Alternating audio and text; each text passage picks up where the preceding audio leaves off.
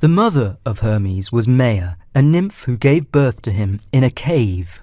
As soon as he was born, his father, who was Zeus, king of the gods, gave him a pair of winged sandals that enabled him to fly. The baby god was just a day old when he first flew out of the cave and began to explore the world. As he was flying around, a plodding and wrinkly-faced creature caught his eye. This was the tortoise, who carried her shell around on her back. As soon as Hermes saw the shell, he understood how it could be useful to him, and he wanted it. So he landed in the tortoise's path and declared, "Hello, my pretty one. How are you today?" No one had ever spoken to the tortoise like this before, let alone a baby with winged sandals. She should have suspected a trick, and perhaps she did. But Hermes' flattery worked its charm on her. She smiled her prettiest of smiles, which wasn't that pretty, unless you happened to be another tortoise. The infant smiled back and said, "I'd love to see you dance, and I bet your singing voice is as beautiful as your face." "Now you're going too far," laughed the tortoise. "I'm far too shy to dance, and as for singing, I've never even tried. I leave that sort of thing to the birds and the grasshoppers, who have a more artistic nature. But I tell you that you have the most beautiful voice of all," declared the baby Hermes. "You can take me at my word. I'm a god, and we mortals never lie," he insisted. And if you know anything about mythology, you will realize that this was far from true. The gods almost always lie, even when there's no need. They do it just for practice. And so, with this insincerity and flattery, the baby god won the trust of the tortoise, who was old enough to know better. But all he really wanted to do was to steal her beautiful shell. When she was looking the other way, he grabbed it off her back and flew off with it, leaving the poor tortoise behind, shellless and homeless. And the moral of this part of the story, in case you haven't understood it yet, is this: never talk to strangers. The shell had made a snug house for the tortoise, but Hermes had a different idea for it. Before he could make his invention, he needed something else, the horns of a bull. So he began to think about some more mischief that he could play. He knew, because the gods know everything, even baby gods, that no thief should ever dream of stealing the cattle of the sun.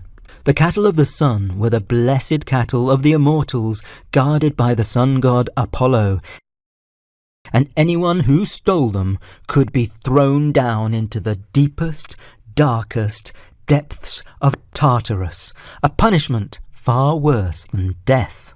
So since it was totally forbidden to steal the cattle of the sun, Hermes wanted to do it.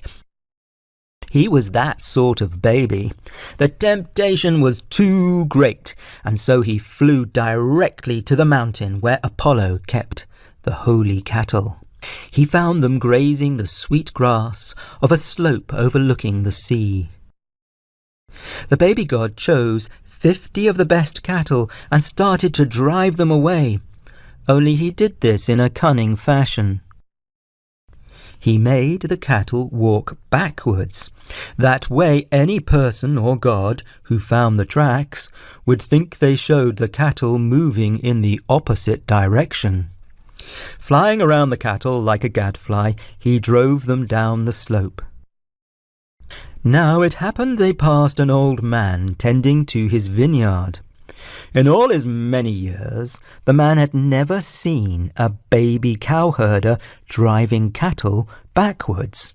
Hermes saw the look of astonishment on his face and called out, "Old man, if you want a fine crop of grapes and barrels overflowing with wine, be sure to tell no mortal, and especially no immortal person, what you have seen today." On and on he drove the cattle, first along the beach and then onto an old farm and into an empty cowshed. That evening, as Apollo rested his shining head beneath the horizon, Hermes went out to gather dry sticks for cooking fire, after he had made a sacrifice to his father Zeus, and he himself had tasted the roast meat of the gods. He set about fashioning the first ever lyre. The horns of the bull made the frame of the lyre, and the tortoise shell became the sound box to amplify the music. He added a crossbar of olive wood, and then he pulled 7 gut strings over it. The sweet notes of the new musical instrument rang out at the touch of his hand, and he said to himself, "I wasn't lying when I said to the tortoise that she could sing sweeter than any bird." He was so pleased with his invention that he composed a song in honor of his mother Maia, the one whom he truly loved. And this was how the baby Hermes invented the musical instrument known as the lyre. The next day Hermes flew off, taking his precious instrument with him. He played as he flew, and the birds were envious of his musical skill. He returned to his mother's cave, where he fell happily asleep. But this is not the end of the story. Oh no! As you know, it is not Hermes whom we associate with the lyre. It is the sun god, Apollo. It was Apollo's job as the official sun god to drive the sun chariot across the sky. On his way, he looked down on the cattle of the sun and thought, "That's funny. Some of them seem to be missing." He counted the cattle 2 or 3 times to be sure, and each time he came up with a number that was 50 short. That was when the sky went dark, because Apollo immediately aborted his daily mission and set off in search of the missing cattle. "Cattle in the world were drop dead! I didn't steal your cows!" Apollo made his move and would have seized the thieving, screaming child, crib and all, if Hermes had not acted just in the nick of time. He began to play his lyre so sweetly and so magically that the sun god stopped in his tracks, amazed at the sound of the music. "It's called music," replied Hermes, "and if you like, I can give this gift to you." He would not have made such a generous offer except to save himself from being cast into deepest, darkest Tartarus.